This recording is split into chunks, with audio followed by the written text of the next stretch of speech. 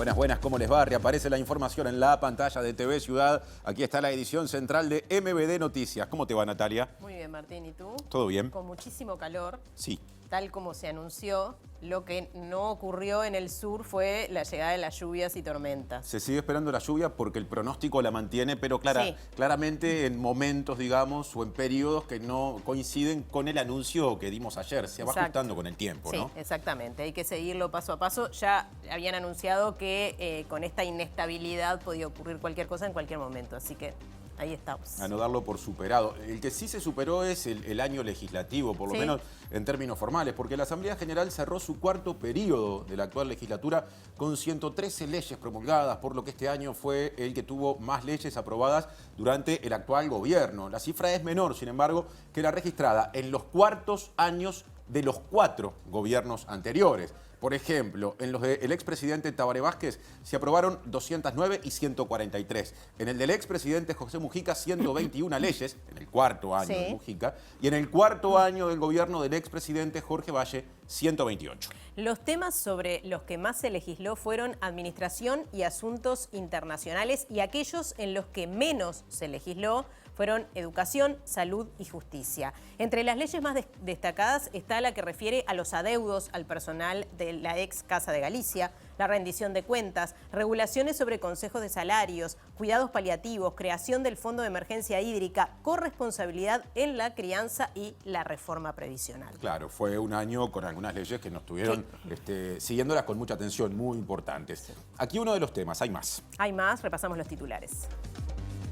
El director de Tierras y Hábitat de la Intendencia de Montevideo, Sebastián Moreno, aseguró que la regularización de asentamientos a través del Plan Avanzar alcanzará solo a 11 de los casi 350 que existen en la capital. La Fiscalía Especializada en Crímenes de Lesa Humanidad solicitó el procesamiento con prisión del subcomisario Ricardo Zavala por el homicidio de Cecilia Fontana de Heber en 1978. Podría suspenderse el viaje que tiene programado el presidente Luis Lacalle Pou y el ministro de Defensa Javier García a la base Artigas en la Antártida por cuestiones climáticas. La Organización de Asociaciones de Jubilados y Pensionistas del Uruguay, ONAJPU, advierte que las personas que cobran pasividades mínimas de 17.000 pesos recibirán 3% menos de aumento a partir de enero por decisión del Poder Ejecutivo. Comenzaron las pruebas de reconocimiento universitario de formación docente para que todos los docentes de magisterio, secundaria y UTU puedan recibir acreditación como licenciados en pedagogía.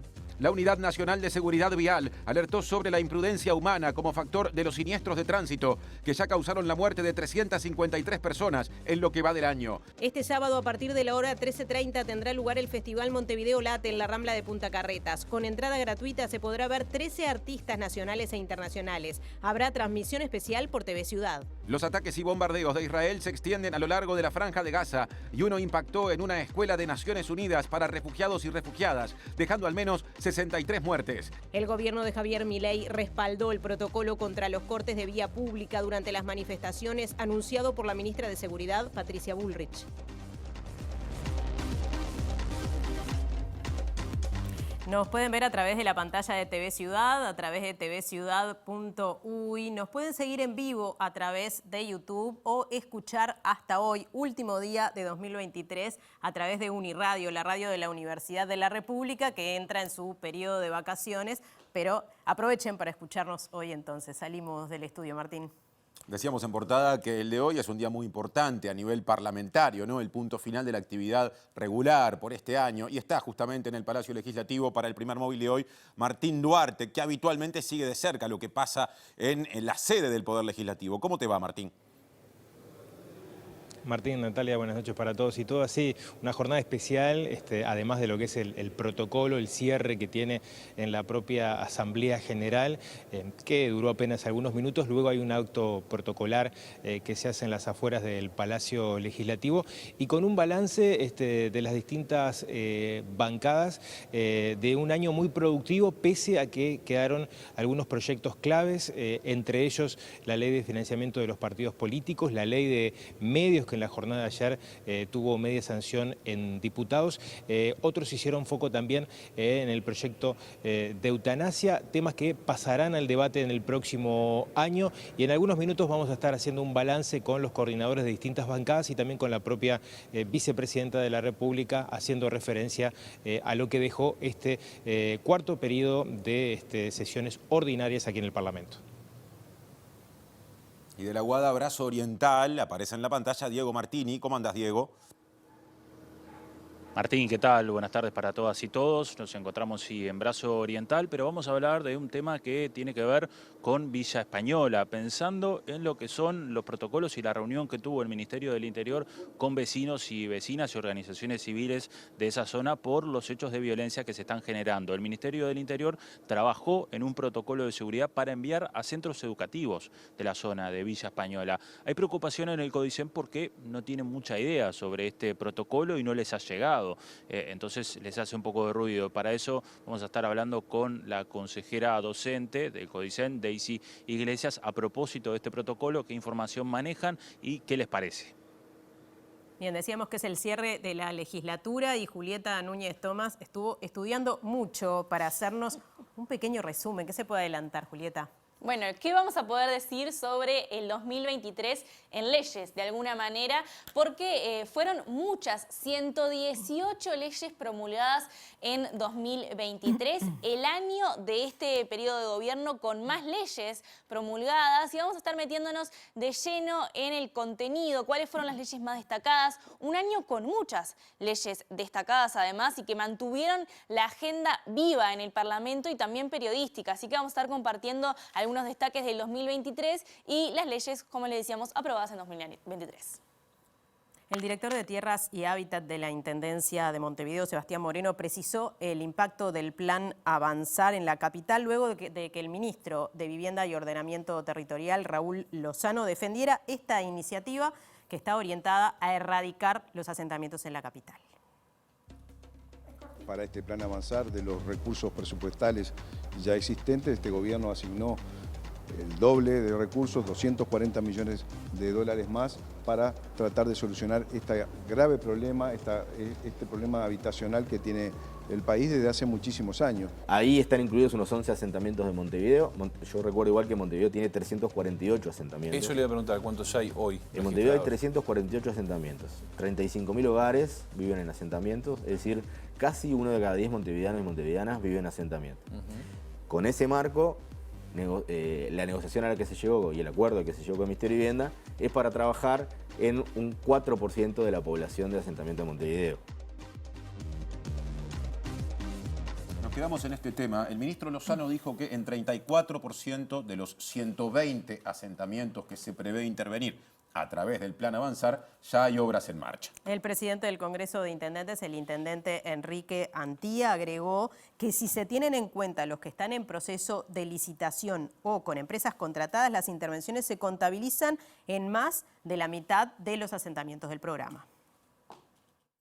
La cartera de vivienda espera terminar el actual periodo de gobierno con trabajos en los 120 asentamientos que integran el Plan Avanzar, sostuvo el ministro Raúl Lozano tras una reunión de coordinación en Torre Ejecutiva. Para este Plan Avanzar, de los recursos presupuestales ya existentes, este gobierno asignó el doble de recursos, 240 millones de dólares más, para tratar de solucionar este grave problema, este problema habitacional que tiene el país desde hace muchísimos años. Y venimos muy bien, venimos trabajando bien. No solamente tenemos que hablar de viviendas nuevas, sino que tenemos que hablar de soluciones habitacionales para muchos miles de uruguayos. Y tenemos que hablar también de todo lo que tiene que ver con las redes de caminería, con las redes de saneamiento, con las redes de electricidad, con las redes también de agua potable. Ya tenemos un avance, por el momento tenemos en un 34%, pero en agosto del año que viene estaremos en un 90% para finalizar en el periodo, entendemos que enunciamos.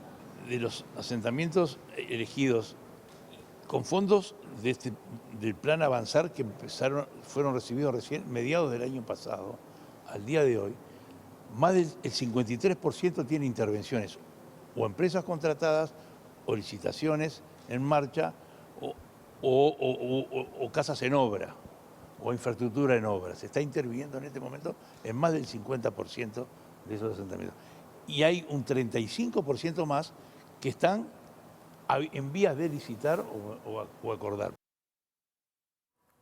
Bueno, y como adelantábamos, el director de Tierras y Hábitat de la Intendencia de Montevideo, Sebastián Moreno, dijo que la comuna sigue trabajando con el Gobierno Nacional para la implementación de este Plan Avanzar. Y dijo que esta intervención alcanzará solo a 11 de los 350 asentamientos que hay en Montevideo.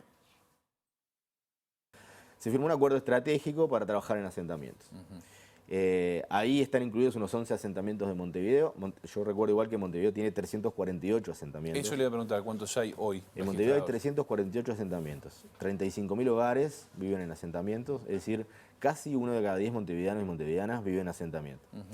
Con ese marco, la negociación a la que se llegó y el acuerdo al que se llegó con el Ministerio de Vivienda es para trabajar en un 4% de la población del asentamiento de Montevideo. Eso es el acuerdo con el Plan Avanzar.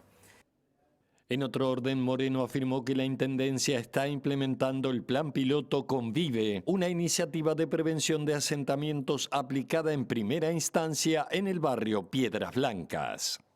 Nosotros estamos planteando un programa que es piloto, que le estamos llamando Convive, en un acuerdo con FUCBAN, en donde un barrio en particular, que es Piedras Blancas, familias que estaban en un asentamiento que había sido... Es un barrio con complejidades, ¿no? Que tiene asentamientos, que tiene también asentamientos regularizados hace un tiempo y que tiene también zona formal. Hicimos un llamado a nivel barrial, la gente se inscribió y es un programa efectivamente de prevención de asentamientos porque estamos logrando dar oportunidad de poder generar y ir creciendo, pero de manera ordenada y adecuada. Este es un plan piloto que ahora está en Piedras Blancas, me decía. ¿Se puede implementar en otras zonas de la capital? Sí, lo estamos evaluando, también va a tener una evaluación externa. Estamos evaluándolo porque la idea sí es que sea algo replicable y aplicable a más niveles, ¿no? Ahora otro asunto, el viaje planificado a la base Artigas de la Antártida del presidente Luis Lacalle Pou y el ministro de Defensa Nacional, Javier García, podría suspenderse por motivos climáticos. García defendió la presencia de Uruguay en ese continente.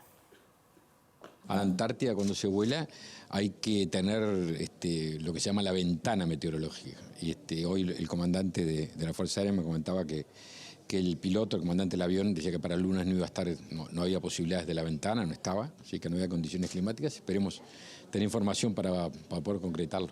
En principio, si el martes las condiciones mejoran, ahí sí se hace el viaje. Sí, esa es la idea. Esa es la idea. Por eso se había incluso fijado 3 días para estar 1, porque quienes hemos ido y quienes conocen saben que todo está dependiendo del clima. Después sí ya no hay oportunidad de alguna forma de poder hacerlo. Ya son 2 preguntas y lo veremos después. ¿Cambian algo de que el presidente vaya en compañía de sus 3 hijos en lo que tiene que ver con la actividad que cumple en la Antártida? La actividad es una actividad que tiene, como hablamos creo que el otro día, un fin muy importante que es ratificar y comprometernos, una vez más, con la participación y la presencia de Uruguay en la Antártida. Un club, entre comillas, muy chico, apenas 28 países, en un lugar estratégicamente fundamental, la mayor reserva de agua dulce del mundo. Naciones Unidas tiene 200 países, pero en el Tratado Antártico hay 28 y Uruguay está metido allí. Entonces, y en este momento que vamos del año, eso están los científicos, así que tiene un valor geopolítico, estratégico, pero aparte tiene un valor en lo nacional, que es no solo estar con el contingente de las Fuerzas Armadas, que está allí todo el año y que se queda todo el año, sino también con el grupo de científicos que trabaja para la Universidad de la República, para instituciones del Estado. Presenta Antel. La comunidad más grande sigue creciendo. Día de balances en el Parlamento, cierre de la legislatura y por supuesto nuestro compañero Martín Duarte, que es parte también ya. Martín, adelante. No llovió nada, ¿cómo amagó? Yo no puedo creer de las distintas miradas, de las distintas bancadas a propósito de lo que dejó este año de sesiones ordinarias, más allá de que la próxima semana va a haber trabajos de comisiones aquí en el Parlamento y lo que queda pendiente también para el próximo año. Le agradecemos estos minutos al senador Germán Coutinho del Partido Colorado para hacer una primer mirada de lo que dejó este 2023, donde se acumularon una cantidad de proyectos importantes. Bueno, ¿qué mirada tiene el senador acerca de lo que dejó este periodo? Fue un año intenso, realmente yo creo que en verdad el punto de partida de este periodo legislativo, más allá de que hoy estamos cerrando puntualmente uno de ellos y ingresamos en el último, creo que hubieron 2 temas bastante ejes, ¿no? Uno es que en sí el cambio de gobierno generó el impulso de una ley de urgente consideración que terminó llevando e impulsando 475 artículos, en verdad en ese contexto de varias leyes en un mecanismo único. También, en realidad, un cambio en todo lo que se puede hacer, algo puntual de lo que fue el desarrollo de haber estado mucho tiempo en pandemia, lo que generaba que no se podía sesionar de otra manera que presencial, pero igualmente se evitaba la mayor cantidad de presencialidad posible para sobrellevar todo lo que estaba sucediendo. Por lo tanto, siempre ha tenido particularidades. Por lo tanto, al tener esas particularidades de arranque, empieza a generarse una presión de varios proyectos de ley, tanto del gobierno como de la oposición, tanto de los legisladores como del Poder Ejecutivo, que termina encimando esto que tú decías, que genera que hoy estamos cerrando el cuarto periodo electoral, pero el martes ya estaremos sesionando en sesión extraordinaria, además de algunas que otras comisiones que se seguirán reuniendo y que tienen la autorización correspondiente. El martes vamos a estar sesionando con otro proyecto de ley. Pero el balance yo siempre muchas veces lo hago desde el contexto de qué sucedió en una rendición de cuentas. Y en esa rendición de cuentas yo creo que para el gobierno sucedieron cosas importantes, hubieron temas importantes y volvió a votar el gobierno en conjunto, un gobierno que está viviendo una etapa nueva, de que tiene 4 años, que es que gobiernan 5 partidos políticos, que gobiernan una coalición que no es una coalición igual a la coalición que era el Frente Amplio, que es una coalición de varios partidos políticos en un partido único. Nosotros realmente somos 5 partidos distintos y por lo tanto eso genera hilvanar, negociar y llevar de varias maneras todo lo que queremos impulsar a partir de un programa de gobierno que es Compromiso País, que lo hicimos después de octubre para lo que fue el balotaje en noviembre. Pero el balance es positivo, esa rendición de cuentas salió bien, los proyectos y las comisiones trabajaron bien, se coordinó bien con la oposición, creo que eso también fue algo importante y bueno, empezarán los próximos días el último año y eso generará los apresuramientos tanto de gobierno o de oposición, pero también en un marco muy distinto y en una legislatura muy corta, ya que lo que se viene es el cierre y lo que se viene es algo que termina tempranamente, teniendo en cuenta que el país nuevamente va a estar de elecciones, por suerte, a fines de junio, a fines de octubre y a fines de noviembre. Hablamos con algunas bancadas, la propia vicepresidenta daba su mirada acerca de lo que dejó esta legislatura y algunos proyectos que quedaron pendientes de este año, ley de medios que ayer tuvo media sanción en diputados, la ley de financiamiento de partidos políticos, que quiero consultarle, bueno, qué mirada y qué sensación le dejó al Partido Colorado, que de alguna forma algunos legisladores manifestaron esa dilatación que tuvo, que por ahí no era la mirada que tenía la bancada colorada. ¿Qué sensación le dejó que se haya postergado para el próximo año y con la incertidumbre de que salga, ¿no? Acá lo que sucede también es que en todos estos contextos se necesitan los consensos y los acuerdos para integrarla. Cuando estamos hablando de ese tipo de cosas, estamos hablando de algo que tiene que generar el mayor consenso posible de todos los partidos políticos. Yo ya participé en una iniciativa y en un proyecto de ley de financiación de los partidos políticos en el periodo anterior.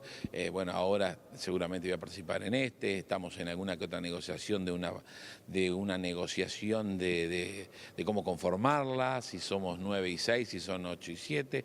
Pero lo importante es que se va a tratar, que se va a manejar y que en verdad ya tiene media sanción y yo creo que va camino a ser ley. Por lo tanto, es uno de los temas pendientes que requería demasiada negociación, que requería demasiada información, que había contradicciones en varios de los aspectos, pero que seguramente nos espera que definitivamente se transforme en ley y que esa media sanción que votó diputados en las últimas horas sea un pronto proyecto a que lo terminemos de conformar en el Senado de la República. Otro proyecto que me decía será el de... Ley de medios que, bueno... medios que también, bueno, fue una cuestión puntual y, bueno, hubieron varios graves y urgentes y seguramente eso va a suceder. Siempre pasa en los temas de los tiempos finales, muchas veces no son los tiempos de las comisiones. Siempre es bueno que cada proyecto de ley vaya a comisión. Las comisiones son quienes asesoran al plenario, pero a veces también los tiempos son otros y hay que ir sacando algunos que otros proyectos de ley y se irá utilizando el mecanismo de grave y urgente o muy pronto empezará a sesionar la comisión permanente y se ocupará de toda la tarea legislativa. Senador, muchas gracias por estos minutos, muy amable. Senador Germán Coutinho, dando la mirada del Partido Colorado. Consultamos a otros legisladores, el caso de la senadora Graciela Bianchi, que esto decía a propósito de lo que dejó la legislatura y en particular hacía hincapié de que se podía haber aprobado algún otro proyecto más en este periodo. Uno nunca está conforme, ¿no? La verdad que se trataron leyes importantes. Yo integro la Comisión de Constitución y Legislación y tenemos mucho pendiente. Hay leyes que llevan mucho tiempo. Para mi gusto se demora demasiado en las comisiones con el objetivo de citar a toda la sociedad civil, a las cátedras. Al final terminamos siendo nosotros inoperantes. Esa es una autocrítica que yo hago. El balance es, yo diría, que puede y debe rendir más, pero no porque nosotros no trabajemos. La gente tiene la idea que nosotros trabajamos poco. Les puedo garantizar que no. Trabajamos mucho en las comisiones. Siempre nos queda esas ganas de haber aprobado más proyectos. De cualquier manera, ahora viene, por ejemplo, la ley de financiamiento de los partidos o el mejoramiento de la democracia, que se va a instalar acá la comisión en la Cámara de Senadores. Ha habido varias leyes que han sido importantes para el país. Y mientras Bianchi le daba ese concepto casi escolar de puede y debe rendir más, el trabajo de los legisladores, estuvo también en el foco del cuestionamiento del tono que se ha llevado, sobre todo algunas de las últimas sesiones, el caso de Casa de Galicia, y Amanda de la Ventura, coordinadora de la bancada del Frente Amplio, hacía referencia a algunos de los proyectos aprobados, el caso de la reforma jubilatoria y la propia rendición de cuentas, que no son de la óptica del Frente Amplio, y los cuestionamientos también a las leyes que quedaron pendientes. Mirando el año, uno ve que la coalición de gobierno fue por el camino ese que hemos dicho otras veces, de retrocesos y de preocupación para nosotros, porque mirando uno ve uno de los proyectos que más tristeza nos dio, creo que a toda la bancada, es el de corresponsabilidad en la crianza, un título precioso, pero que conlleva peligros para nuestros niños y niñas y adolescentes. Luego también la reforma jubilatoria, que en última instancia hace que se tenga que trabajar más años y ganando menos jubilación. Y bueno, y una rendición de cuentas que apuntó a eso también, ¿no? Apuntó más a los Maya Oro que justamente a los trabajadores y trabajadoras y a quienes menos tienen. Apostamos a que estos proyectos, ya sea el del financiamiento de los partidos y el de eutanasia, se puedan llevar adelante, porque incluso hay, según nos han dicho, no ha sido conmigo el tema de ese diálogo, pero con algunos compañeros, hay un compromiso de que sí van a aprobarse el de financiamiento de los partidos. Han dicho la fecha de abril y bueno, en realidad todavía quedan algunos temas, como tú decís, pendientes. Presentó Antel. La comunidad más grande sigue creciendo. Y siguiendo en tema, les contamos que la vicepresidenta de la República, Beatriz Argimón, que es la presidenta de la Asamblea General, valoró positivamente el rendimiento legislativo del año que en esos términos ha terminado hoy justamente en el Palacio Legislativo. Y habló de las iniciativas prioritarias pendientes para los legisladores, que son el proyecto de ley de medios, el de financiamiento de los partidos políticos y el de eutanasia. Es un cierre de año realmente bueno en términos de trabajo, no solo de producción legislativa, sino para algo que a nosotros es importante, abrir el Parlamento para el debate de distintos temas. ¿Cuáles son, a su juicio, los tres principales proyectos prioritarios que tiene el Poder Legislativo para el año que viene? Bueno, por supuesto, lo de la ley de medios ha sido un tema de discusión que reiteradamente se ha estado manejando. El tema del financiamiento de los partidos políticos, que como ustedes saben tuvo media sanción en diputados, llegó, en principio en diputados se hizo la consideración en una comisión especial. Y bueno, ahí está el proyecto de eutanasia también, que ha sido otro de los proyectos que ha ido y venido en el último tramo de este año. ¿Tiene una posición al respecto usted? Con el tema de la eutanasia, sí, yo no voto el proyecto de ley. Y ahora poner lupa sobre la producción legislativa de este año. Sí, hablaba recién la vicepresidenta de lo que queda pendiente, pero bastante se ha trabajado este año, Julieta. Es verdad, sí. De hecho, me llamó la atención alguno de los comentarios que escuchábamos recién.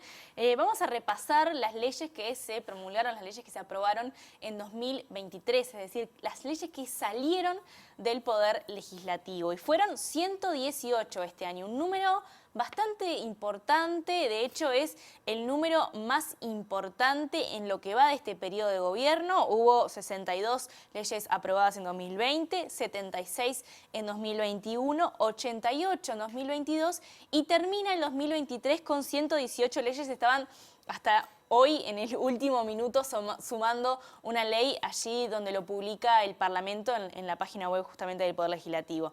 Y otra manera en que podemos observar de alguna manera este desempeño legislativo de 2023 es si comparamos otros cuartos periodos, digamos, ¿no? Bien. O sea, otros cuartos años de gobiernos anteriores. Y fuimos hasta todos los que comprende este siglo en el que estamos. Si lo comparamos con el último gobierno del Frente Amplio, es decir, el segundo gobierno de Tabaré Vázquez, hubo 143 leyes aprobadas en el cuarto año. Si lo comparamos con el segundo del Frente Amplio, hubo 121, o sea, ambos tuvieron un poco más de leyes.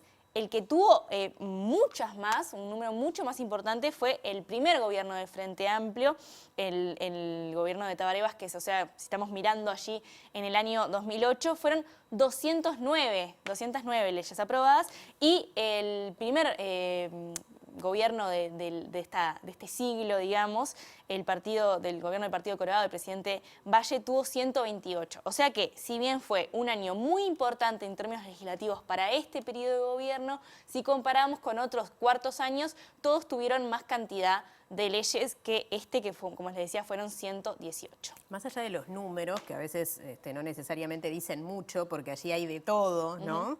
¿Qué leyes se destacaron este año?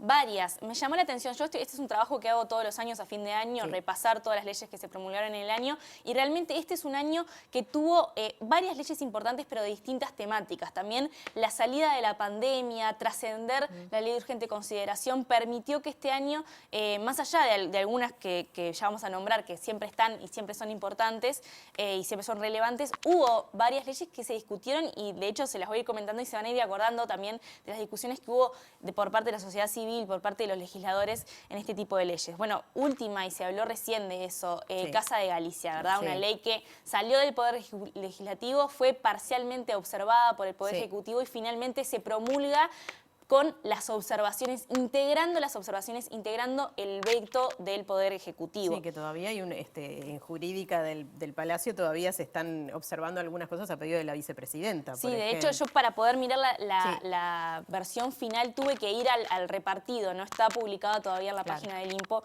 esta ley.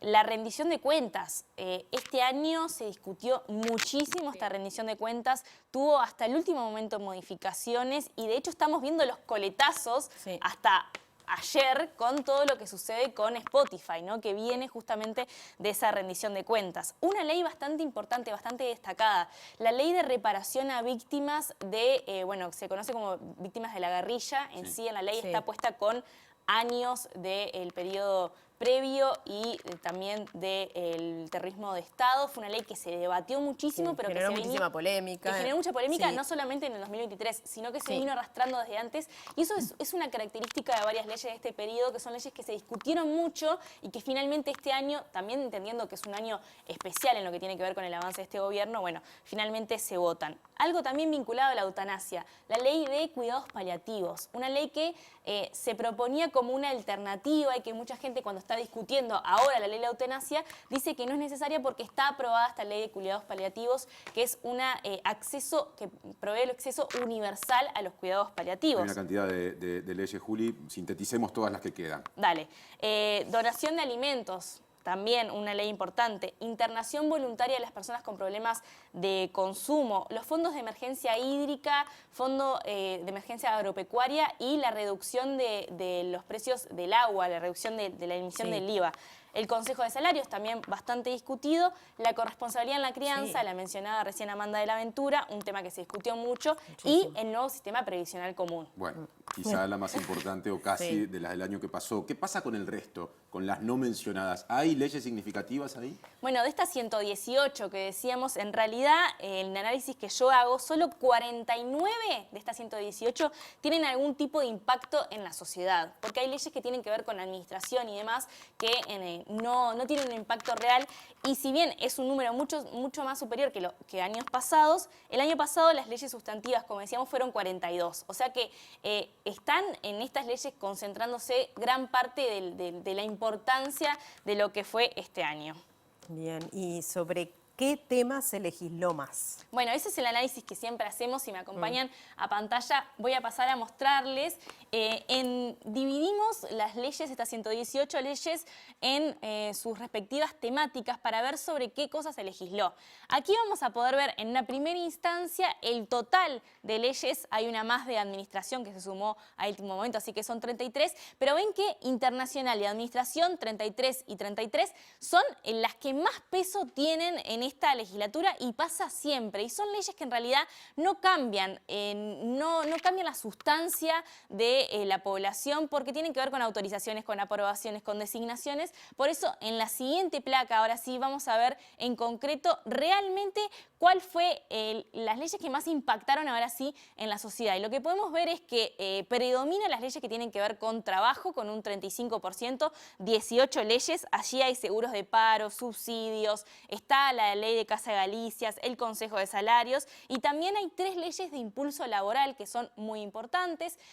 También le sigue a trabajo las leyes de orden social, que en realidad engrosan este número 4 leyes de pensiones graciables que no impactan a toda la sociedad, pero sí hay muchas de las que destacamos más temprano, tienen un carácter social, por ejemplo, todas las que comprenden el nuevo sistema previsional común. Luego le siguen las leyes vinculadas con cultura, que si bien son 7, no tienen un gran peso porque tienen que ver con algunos reconocimientos, también conmemoraciones, la generación de alguna estatua o cuestiones así, o sea, no hay un peso cultural tan importante en estas 7 leyes. Luego le siguen las leyes de economía, que este año sí fueron importantes. Estamos hablando de la rendición de cuentas, una ley que continúa, cierra de alguna manera la discusión sobre gas Sayago, el Fondo de Emergencia Hídrica, la exoneración del agua minera, como decíamos, y también el Fondo de Emergencia Agropecuaria. Y luego está allí, en una misma cantidad de números, las leyes sobre salud y sobre educación. En salud sí hay unas leyes importantes y en educación más o menos, digamos, no tienen un peso tan importante. Luego están las leyes vinculadas a justicia, corresponsabilidad en la crianza y modificaciones vinculadas a la responsabilidad de los fiscales. Una que tiene que ver con seguridad y una que tiene que ver con ambiente. Esta es una novedad, de hecho la tuve que integrar, esta de ambiente, que fue la declaración del venado de campo como especie protegida. Esa fue la única ley de ambiente. Y este es una especie de análisis más cuantitativo de las leyes, pero les invito a que el lunes nos acompañen porque vamos a estar haciendo un análisis más cualitativo de qué significan estas leyes, de qué peso tuvieron y también quiénes la presentaron, y eso de quiénes la presentaron tiene mucho que ver con el vínculo entre Poder Ejecutivo y Poder Legislativo. Así que lo vamos a estar analizando con un politólogo. Bueno, seguimos adelante con otras informaciones, luego de este informe tan detallado de Juli, vinculadas a reclamos del sector de personas jubiladas o que perciben pensiones. Sí, porque la presidenta de ONAJPU, Estela Ovelar, advirtió que las personas que cobran jubilación mínima de 17.000 pesos recibirán 3% menos de aumento a partir de enero por decisión del Poder Ejecutivo. Ovelar entiende que hay margen para que el aumento sea mayor. Pensamos, no tenemos todavía la cifra oficial, que se puede llegar a un 9. Bienvenido sea. Vamos a estar sobre el precio de índice al consumo en 3 puntos. Pero ¿qué pasa con los jubilados y pensionistas que cobran la mínima? Ese adelanto del 3% que se le dio en el mes de julio se le va a descontar en enero, ¿verdad? O se va a dar el aumento de enero a lo que se cobraba en junio. Quiere decir que para esa gente no va a ser la misma recuperación. Volvemos a insistir que los que están más bajos sigue la balanza mal inclinada. porque los que no cobran la mínima, los que no cobramos la mínima como jubilados, vamos a tener el ajuste, pensemos que sea un 9, el 9 total. Los que cobran menos van a tener un 3% menos. ¿Por qué insistimos en esto? Porque si hoy estamos en 17.326 pesos en la mínima, es porque esos ajustes diferenciales en los periodos anteriores se sumaban después a los ajustes de enero. Si no, hoy estaríamos hablando de una jubilación mínima de 9.000 pesos. Otro asunto, la Fiscalía Especializada en Crímenes de Lesa Humanidad solicitó el procesamiento con prisión del subcomisario Ricardo Zavala por el homicidio de Cecilia Fontana de Heber, que ocurrió en el año 1978. El policía también está vinculado a otros crímenes cometidos durante la última dictadura cívico-militar. La imputación fue informada por el diario El Observador y se produce 45 años después del crimen tras valorar una prueba que fue ocultada durante varios años. El oficial imputado estuvo vinculado con la detención y muerte del maestro Julio Castro. Cecilia Fontana, madre del senador Luis Alberto Heber y esposa de Mario Heber, falleció tras beber vino envenenado que fue enviado a su domicilio como regalo a su esposo que integraba el triunvirato del Partido Nacional durante la dictadura. Botellas con vino envenenado también llegaron a los domicilios de Luis Alberto Lacalle Herrera y Carlos Julio Pereira. En su dictamen, Percival vinculó el crimen con un intento de cortar las incipientes negociaciones para promover la reapertura democrática. Según el fiscal, el crimen fue un complot encabezado por el Servicio de Información y Defensa para descabezar a la cúpula del Partido Nacional. Para Percival no cabe lugar a dudas que detrás del crimen estuvieron el general Amaury Brandt y el coronel José Nino Gabazo, así como los jerarcas de la Dirección Nacional de Inteligencia Víctor Castiglioni y Hugo Campos Hermida. Percival fundamentó la imputación contra Zavala en que sus huellas dactilares aparecieron en la botella enviada a Cecilia Fontana. La aparición de estas huellas no responden a un error de manipulación, como alegó el oficial, ya que esa botella nunca pasó por la Dirección Nacional de Narcóticos donde él cumplía funciones. Y el abogado Javier Barrios Bove, abogado que representa a la familia Heber, aseguró que el pedido de procesamiento de la Fiscalía afirma una línea de investigación que se venía siguiendo desde hace años. Dijo también que espera que la Suprema Corte de Justicia rechace el recurso de inconstitucionalidad presentado por la defensa de Zavala para que de esa forma la justicia pueda dictar el procesamiento. Es una forma de confirmar la línea de investigación que veníamos trabajando hace muchos años, de que esto fue un atentado político que buscaba descabezar a las primeras figuras del Partido Nacional y que tuvo como triste consecuencia la muerte de Cecilia Fontana de Heber. Después de 45 años de lo ocurrido, estamos más cerca de conocer la verdad y de que se haga justicia. La defensa ha interpuesto varios recursos, entre ellos el de inconstitucionalidad. Daremos todas las garantías del debido proceso, garantías que otros uruguayos no tuvieron en la dictadura. Y bueno, esperaremos cautos, pero esperanzados de que por fin se conozca los responsables y se haga justicia. Por las familias, por las víctimas y por todos aquellos que han luchado, como por ejemplo el profesor Carlos Julio Pereira, para que se conociera la verdad y que hoy, si esto ocurre, no la va a poder ver. Este expediente va a la Suprema Corte de Justicia, se va a tener que expedir la Suprema Corte de Justicia y en función de lo que ella decida, el máximo órgano de nuestra judicatura, seguiremos. Esperaremos que lo que diga la justicia, la Suprema Corte de Justicia, y si vuelve al juzgado, como eso esperamos, que no se haga lugar a la inconstitucionalidad, seguir los procesos y ver qué es lo que falla la jueza. Antes de la pausa queremos contarles que el de hoy es un día muy triste para todas las personas que trabajamos aquí en TV Ciudad debido al fallecimiento de Javier Iriarte, un compañero que trabajó durante mucho tiempo en este canal desempeñando distintas funciones. Sí, Javier era camarógrafo, editor, director de cámaras, trabajó con nosotros muchos años justamente en la edición del informativo Informe Capital en ese momento. Ahora estaba trabajando en Subrayado, así que extendemos el abrazo a todas las compañeras y compañeros de ese informativo en Canal 10, a todos los compañeros y las compañeras que compartían con él horas y horas en la calle, porque esta profesión, este oficio implica eso, a quienes integraban un cuadro de fútbol. de trabajadores y trabajadoras de los medios y, por supuesto, a su familia. Con este recuerdo, el recuerdo de Javier, querido compañero, hacemos una pausa, ya seguimos.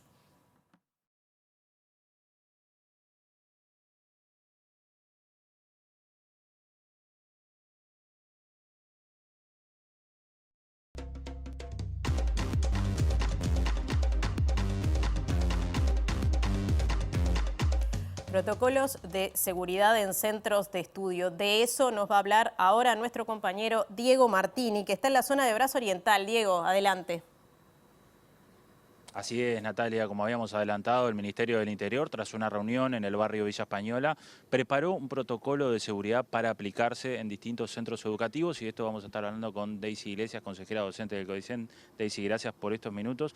Nos contabas que recién estuviste en la zona de Villa Española. ¿Qué información pudiste recabar y qué información manejás del protocolo? En primer lugar, les voy a hacer una aclaración para ti y para la audiencia. El Ministerio del Interior no dispone protocolos para la ANEP. La ANEP está esperando si el Ministerio del Interior tuviera una propuesta para recibirla y considerarla. En ANEP hay un mapa de ruta de situaciones de violencia en centros educativos que puede ser extendida a situaciones complejas para primaria. Hay uno similar que está en tratamiento para secundaria y está en discusión con UNICEF en este momento, y hay un plan de convivencia. Pero no tenemos ningún protocolo, ni el Ministerio del Interior puede disponer protocolos para el ente autónomo. Es necesario que haga saber los criterios y el ente lo adoptará.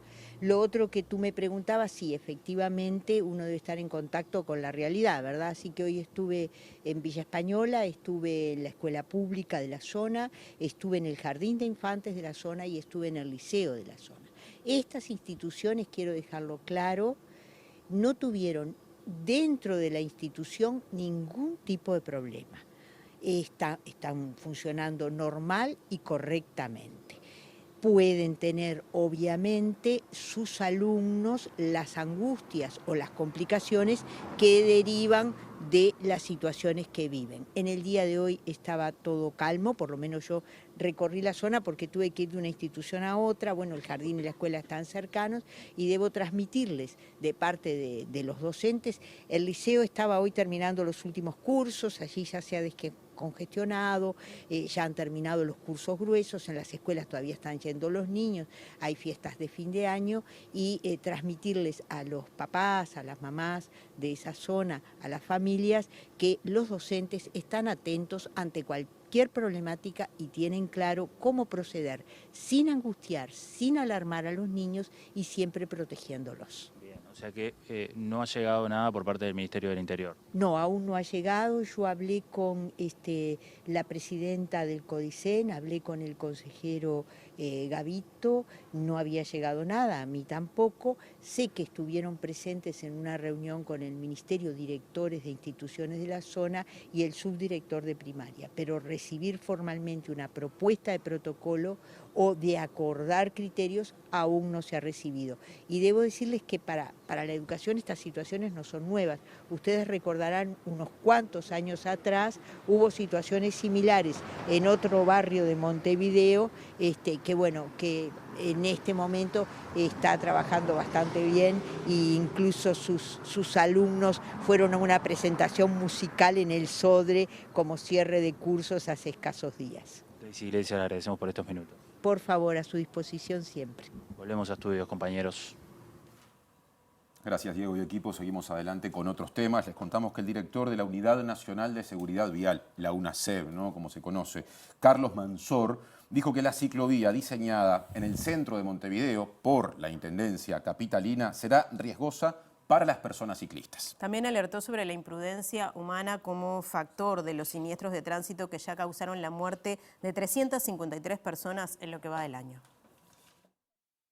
Hoy por hoy, nosotros que recorremos prácticamente todo el interior, hemos visto que las rutas, por suerte, se ha trabajado mucho y muy bien. Están muy bien las rutas, están muy bien señalizadas. Ahora se está corrigiendo el tema de la velocidad. En los lugares se está poniendo una velocidad más transitable, porque en algunos se había dicho que se perjudicaba, iba muy lento. Bueno, ahora se ha mejorado en muchos lugares. Entonces, por ese lado vamos bien. Ahora, el tema a veces pasa por la cabecita de cada uno, ¿no? Cuando nos enteramos que el otro día, por ejemplo, 2 chicos se matan chocando de frente jugando a Superman. Hay cosas que indudablemente son inevitables y va con la imprudencia humana, ¿no? ¿Tiene la seguridad la ciclovía para que circulen los ciclistas? No, justamente no le veo la seguridad de que cualquier accidente que nadie está libre sucede y caen abajo un auto. Esas cosas, a mí no, muy compacto todo. Esos ómnibus, tremendos ómnibus que tenemos por 18 de julio, que considero de que primero que debíamos tener es ómnibus adaptables a nuestra ciudad, no esos tremendos mastodontes que ocupan toda la calle, y empezar por ahí, digo, crear espacios. Achicarlo creo que no es bueno.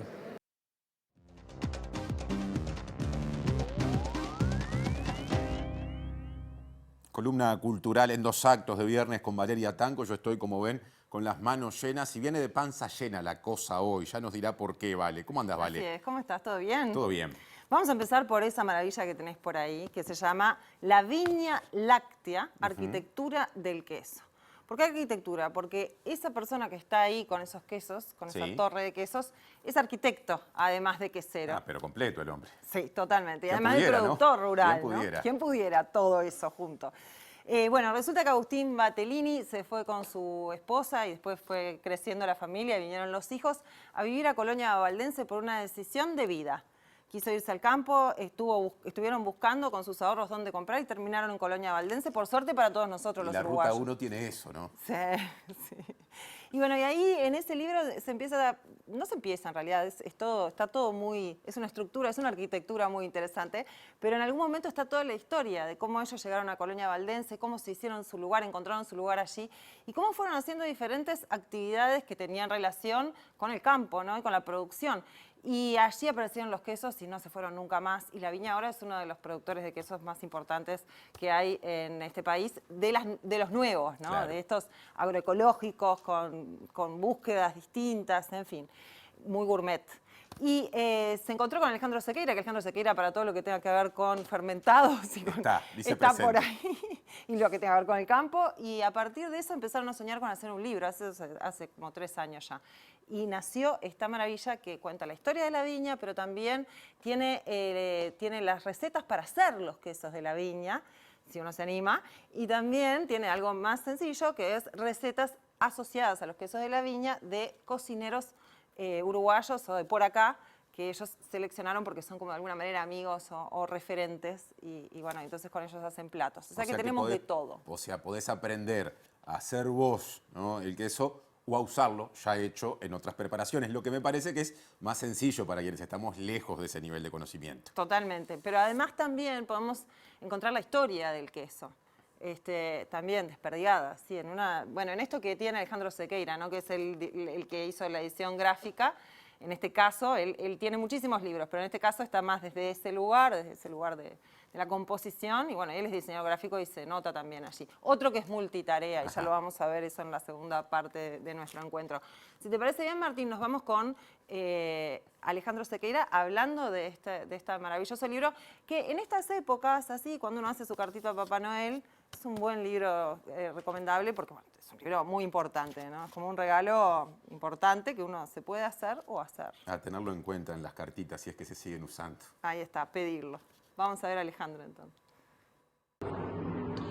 Hace casi 2 años que comenzamos con Agustín Battellini a pensar en la idea de trabajar en un libro sobre quesos. La obra está concluida. Les cuento que Agustín Battellini y familia viven en Colonia Valdense. Allí tienen una posada de campo que se llama La Viña, Ecostyle. Y entre todos sus proyectos esencialmente agroecológicos, el tambo ha sido un puntal de los últimos años y los quesos creados por Agustín han marcado la escena productiva de alimentos saludables y gourmet de alta calidad, por cómo se hace, de dónde proviene. Creo que como ha pasado en Uruguay con otros universos que se han abierto, como el tema de la calidad del café, la calidad de la cerveza, este libro va a ayudar mucho para poner en valor también esto, la apertura de un universo sobre el sabor, las texturas, los distintos quesos que se hacen en Uruguay, y nada mejor que empezar por el trabajo que ha hecho Agustín, que hace Agustín, y bueno, y este libro es una invitación en realidad saborear y a dejarse motivar por este universo increíble de la Viña Láctea. Presenta Mercado Agrícola de Montevideo, en el corazón de un barrio donde late la ciudad. Mercado de Historias. Mercado de Historia.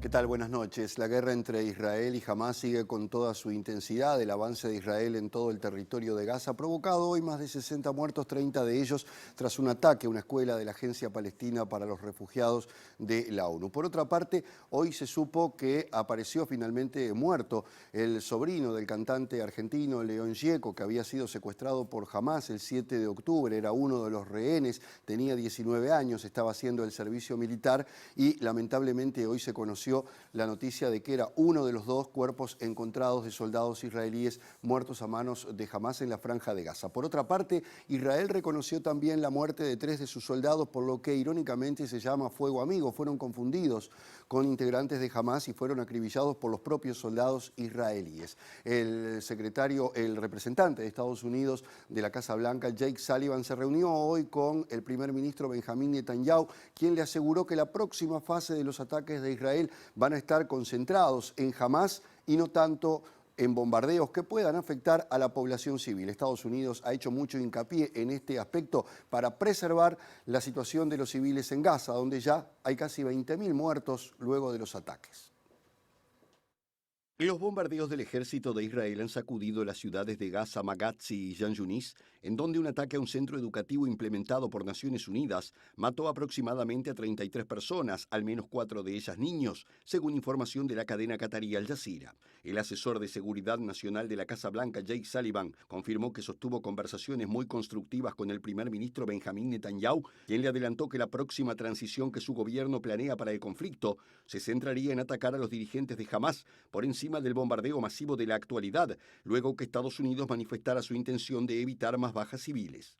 Israel admitió este viernes haber matado a 3 rehenes israelíes que estaban cautivos dentro de la franja, a los que identificaron erróneamente como una amenaza, luego que las fuerzas de defensa abrieran fuego contra ellos, al tiempo que recuperó los cuerpos de otros 2 soldados muertos a manos de Hamás, uno de ellos el argentino Ron German, sobrino del músico León Gieco, quien fue secuestrado el pasado 7 de octubre tras la incursión de Hamás. Mientras tanto, hoy se viralizaron imágenes de la CNN turca, donde un fotoperiodista palestino identificado como Mustafa Hafarouf fue brutalmente golpeado por soldados israelíes cuando se encontraba en las afueras de la mezquita de Al-Aqsa en Jerusalén, tratando de reportar mientras cientos de fieles palestinos acudían a la oración de los viernes, la más importante de la semana para los musulmanes, el cual debió ser internado con múltiples heridas.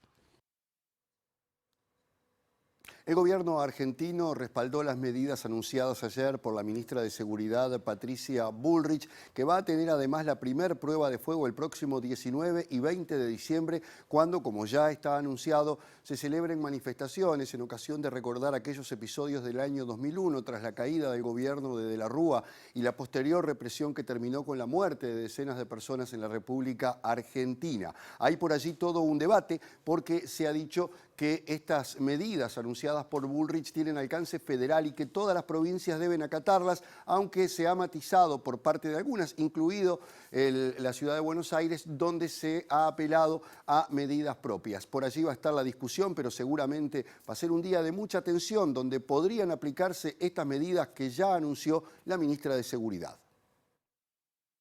Patricia Bullrich anunció que las 4 fuerzas federales más el Servicio Penitenciario Federal van a intervenir ante cortes, piquetes y bloqueos, sean parciales o totales. Además, anunció que se presentará un proyecto para establecer penas de 3 meses a 2 años de prisión a quien estorbare o entorpeciere el normal funcionamiento de los transportes por tierra, agua o aire. La ex candidata de Juntos por el Cambio afirmó que el propósito del protocolo es cumplir la ley y remarcó que el gobierno tiene una decisión tomada de que la forma de pedir o buscar un beneficio social ya no es por la vía del corte. Sin orden no hay libertad, afirmó. Bullrich aclaró que las fuerzas de seguridad tendrán el objetivo de dejar liberado el espacio de circulación, pero que se va a poder manifestar en la vereda. Y aseguró que quienes lleven niños a las protestas como escudos serán duramente sancionados y que los buses que transporten manifestantes, así como sus conductores, serán retenidos por la policía. La titular de seguridad dijo que se va a trabajar de forma preventiva en las estaciones de tren ante aquellas personas que vayan con palos, caras tapadas o formas de participar de una manifestación intentando no ser reconocidos, y que los costos de la seguridad los pagarán las organizaciones políticas, sociales o sindicales que convoquen la manifestación. Para la liberación de las vías bloqueadas, los cuerpos del orden emplearán la mínima fuerza necesaria y suficiente, que será graduada en proporción a la resistencia, y se establece un protocolo de actuación que proteja en su accionar a las fuerzas federales.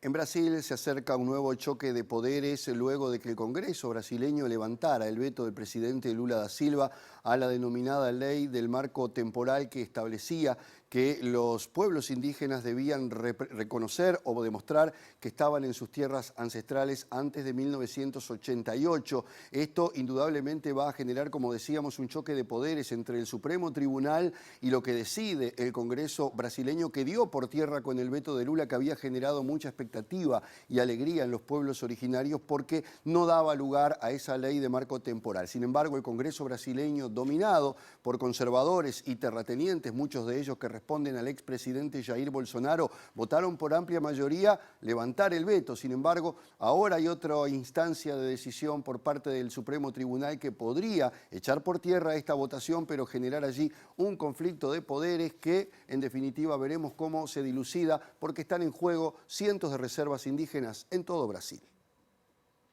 Mais uma derrota para toda a humanidade. En una sesión conjunta entre la Cámara y el Senado, el veto fue rechazado por 321 diputados y 53 senadores y recibió el apoyo de 137 diputados y 19 senadores.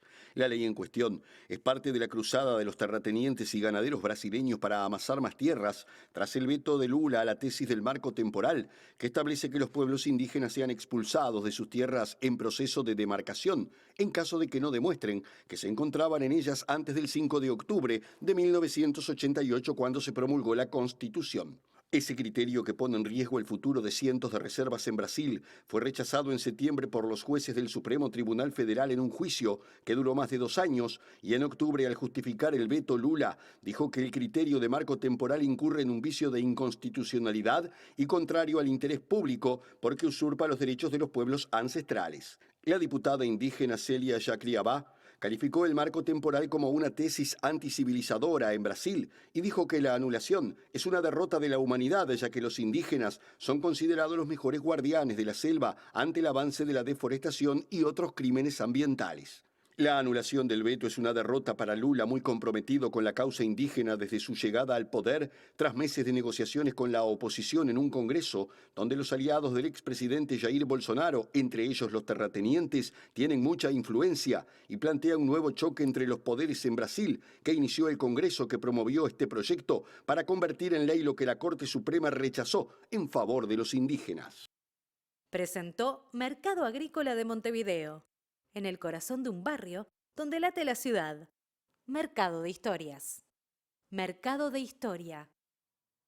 Agenda local. Hoy culminó la gestión de Isaac Alfie como director de la Oficina de Planeamiento y Presupuesto, la OPP, que depende de la Presidencia de la República, y precisamente el presidente de la República, Luis Lacalle Pou, lo reconoció por su trabajo, le agradeció el trabajo realizado en este tiempo. Lacalle Pou recordó que el compromiso inicial de Alfie era permanecer en el cargo por 2 años y valoró especialmente que finalmente lo haya hecho por casi 4. Además reconoció el don de gente y el afecto, textuales palabras del saliente director de la OPP, quien en adelante se dedicará a la actividad privada y no realizará campaña política. En su lugar asumirá el contador Fernando Blanco, quien se venía desempeñando como director de Finanzas Públicas del Ministerio de Economía y Finanzas. Blanco es un funcionario de carrera del Banco de Previsión Social y fue director suplente del Tribunal de Cuentas. Ha representado al gobierno en distintas negociaciones presupuestales con el Parlamento y se lo considera un hombre de confianza de Lacalle Pou.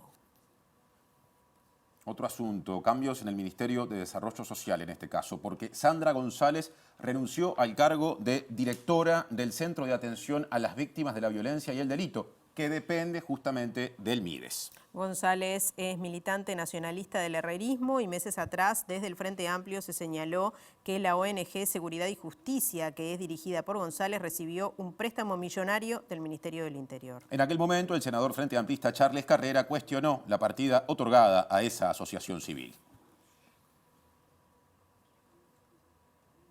Cambiamos de agenda. Comenzaron las pruebas de reconocimiento universitario en formación docente para que docentes de magisterio, secundaria y UTU puedan recibir acreditación como personas licenciadas en pedagogía. Además, esto les habilita a tomar cursos de posgrado y postularse a cargos académicos. 6.000 docentes pueden realizar las pruebas entre hoy y mañana y los resultados se van a conocer en 90 días.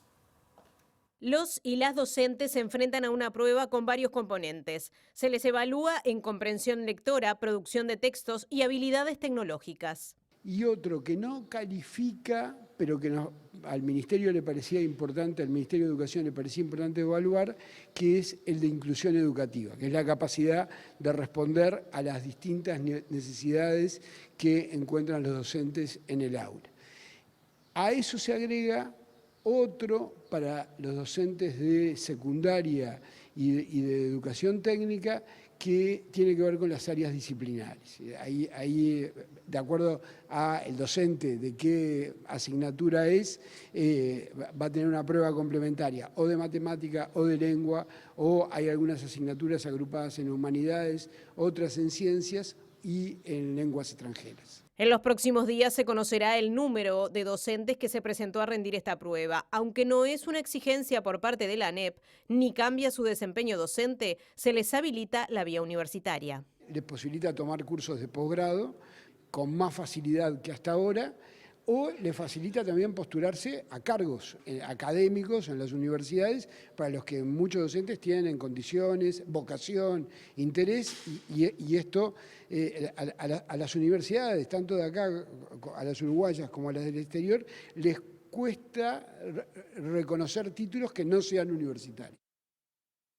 Cambiamos de tema porque mañana en la Rambla de Punta Carretas se realizará la edición 2023 de Montevideo Late, un festival masivo y que aparte se desarrolla con entrada gratuita que va a convocar artistas nacionales y también del extranjero. La actividad dará inicio a los festejos por los 300 años de la fundación de la ciudad de Montevideo y será transmitida por TV Ciudad.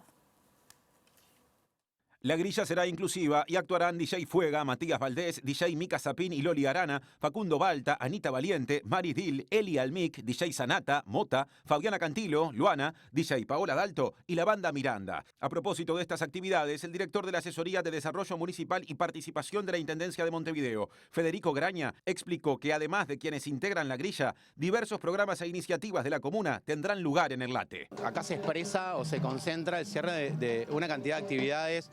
El ABC Deporte y Juventud, la presencia de las políticas de ABC Deporte en más de 250 espacios con niñas, niños y adolescentes, los trabajos de salud, los trabajos vinculados a género. Eso se va a estar expresado acá en todo lo que va a pasar acompañando este festival, pero sobre todas las cosas expresa una concepción de esta administración que es la utilización del espacio público como espacio de encuentro, como espacio de disfrute, como espacio de celebración y a su vez el acceso gratuito a la cultura. Digo que acá se condensa todo esto y esto va a ser mañana. ¿Qué recomendaciones para las que se prevén decenas de miles de personas que estén presentes aquí mañana? Varias recomendaciones. Abrimos puertas 13:30. El único ingreso va a ser desde el Teatro de Verano. Esto lo explicamos a todos y todas. Es importante porque si no lo que se nos genera es una aglomeración si tenemos los dos ingresos. Y por cuestiones de seguridad queremos estar tranquilos de que va a ser un día muy caluroso. Por eso también agregamos en esta tranquilidad del único ingreso, agregamos también más puntos de hidratación. 3 series, una película y mucho para degustar. Me parece que viene por ahí la segunda parte de la columna cultural de Valeria.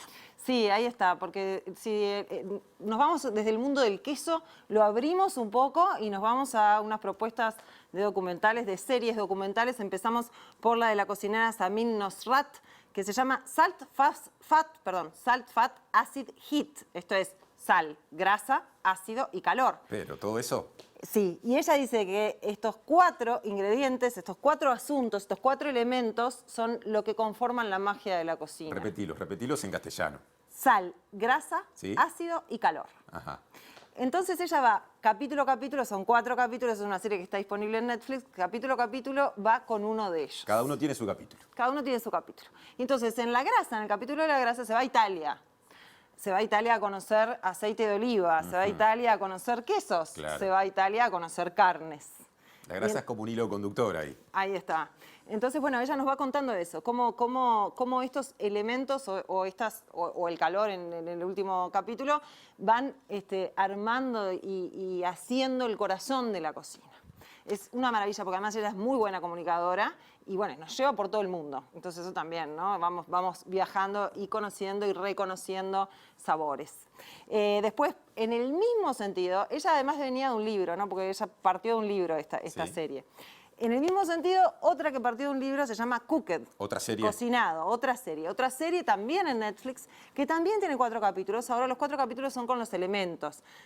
Los capítulos son tierra, fuego, aire y agua. Hay otro hilo ahí entonces. Hay otro hilo.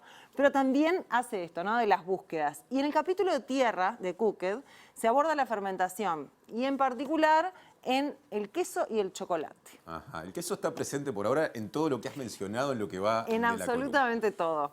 Y ahora vamos a ir a otro mundo. Porque, ¿qué pasa? Alejandro Sequeira, que lo veíamos con el libro, tiene muchísimas publicaciones.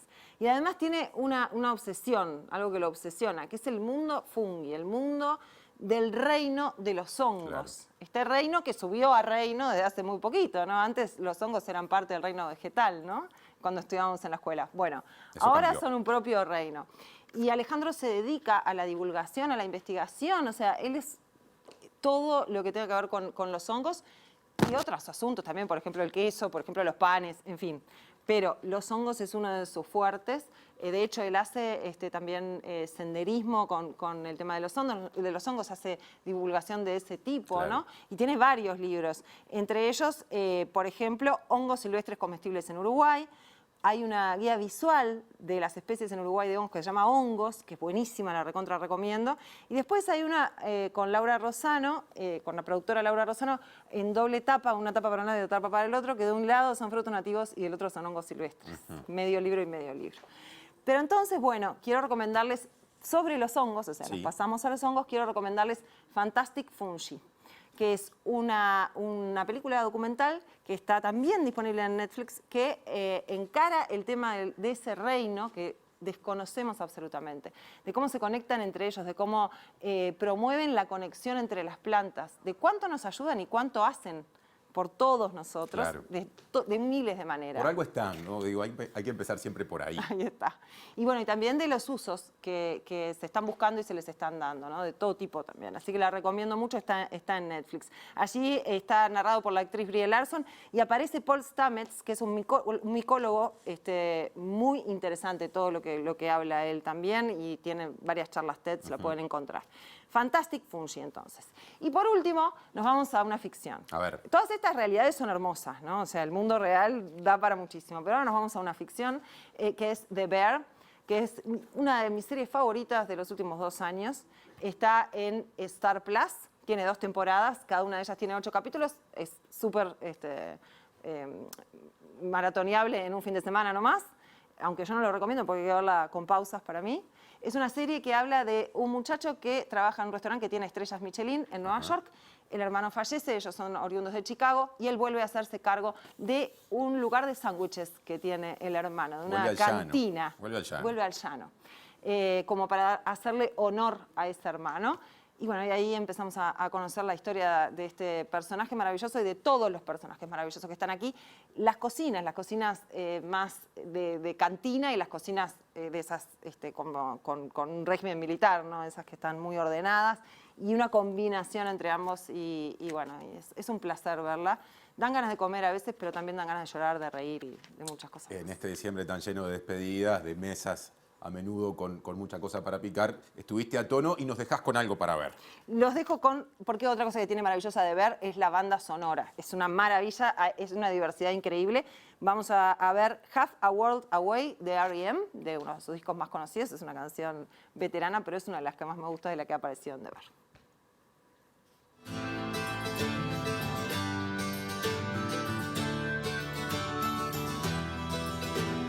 This could be the saddest dust I've ever seen.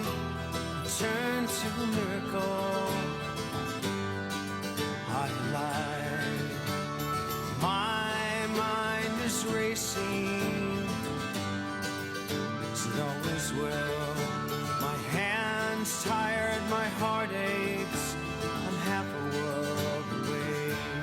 Here my head sworn to go it alone and hold it alone, hold alone and hold it. Es que estamos en el cierre prácticamente para repasar el pronóstico del tiempo. Un pronóstico bastante esperado por estas horas porque ha habido varias advertencias por parte de Inumet. Y bueno, y quizás se posterguen un poco las lluvias y tormentas, por lo menos en la zona metropolitana. Sí, efectivamente. Mañana sábado 16 de diciembre no se esperan por ahora lluvias. Va a haber una mínima de 22, pero atención con la máxima 33 grados. Hay alguna posibilidad de formación de tormentas por la noche. Pasamos noche. al domingo 17 de diciembre, Montevideo y área metropolitana, mínima 23, máxima 30. Ahí sí, nuboso, cubierto, precipitaciones desde el comienzo del día. Así que por ahora, de los 2 días que hemos repasado, el domingo es el que pinta peor. Y el lunes 18 de diciembre se disipan las lluvias y tormentas, va a estar nuboso, quizás haya alguna probabilidad de algún chaparrón, la mínima será de 17 grados y la máxima de 26. Muy bien, estamos llegando al final. Como siempre, les invitamos a que se queden porque llega al lado B, pero también les recordamos que el Montevideo Late mañana va a estar en las pantallas, dicho en plural. Exactamente, sí, desde las 15 horas lo podrán ver a través de la pantalla de TV Ciudad, pero también lo podrán seguir por streaming a través de YouTube. Así que todas las invitaciones ahora al día. Es tiempo de despedirse, Natalia. Sí, nos despedimos hasta el lunes. Gracias por estar. Buen fin de semana. Buen fin de semana.